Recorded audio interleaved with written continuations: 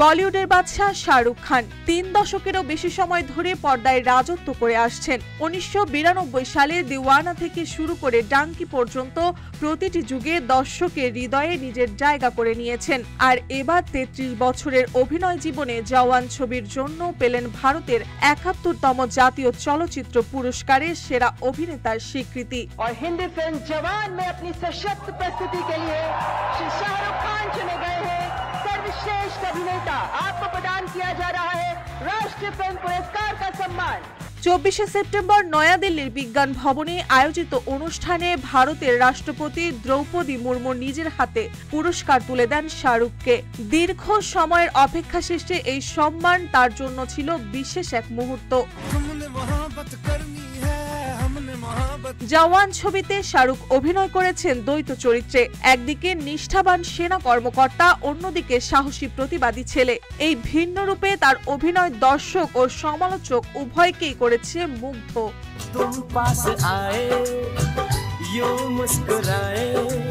যাত্রা শুরু হয়েছিল ছোট পর্দা থেকে। 1989 সালে ফৌজি ধারাবাহিকে অভিনয় করে আলোচনায় আসেন। এরপর সার্কাস, উম্মিদ এর মতো ধারাবাহিকে অভিজ্ঞতা অর্জন করে বড় পর্দার জন্য নিজেকে তৈরি করেন।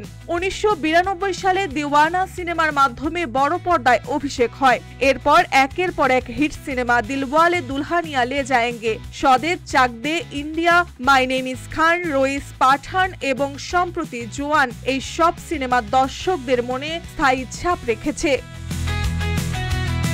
সমালোচকদের মতে শাহরুখের অভিনয় থাকে আবেগ, আন্তরিকতা ও বুদ্ধিমত্তা, কিন্তু 3 দশক ধরে অনেক হিট সিনেমা উপহার দিলেও জাতীয় চলচ্চিত্র পুরস্কার পাননি, যা অনেকের কাছে বিস্ময়কর ছিল। তবে জওয়ান ছবির মাধ্যমে অবশেষে সেই দীর্ঘ প্রতীক্ষার অবসান হলো।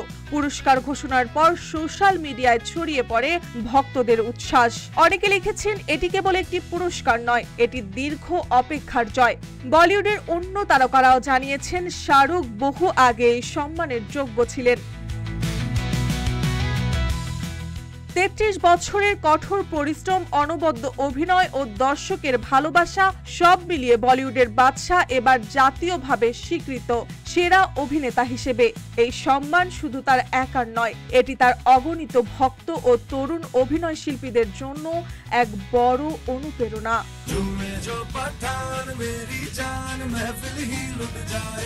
মার্জিয়া মৌ, রূপালী বাংলাদেশ।